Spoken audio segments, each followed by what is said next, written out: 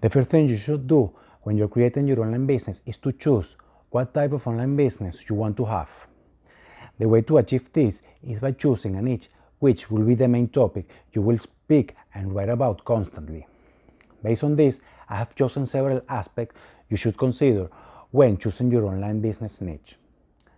Number 1, understand what a niche is and what it matters to choose one for your website. Number 2, if you have a general information site, try to transform it into one that is niche specific. Number 3, you should be as specific as possible when choosing a niche. Number 4, some sites do not fit into specific non-niche categories. Analyze if yours is one of them. Number 5, combine several niches you like to narrow down your niche ideas into a single one. Number 6, try to create a new niche, something that doesn't exist yet. Become a pioneer in a new trend.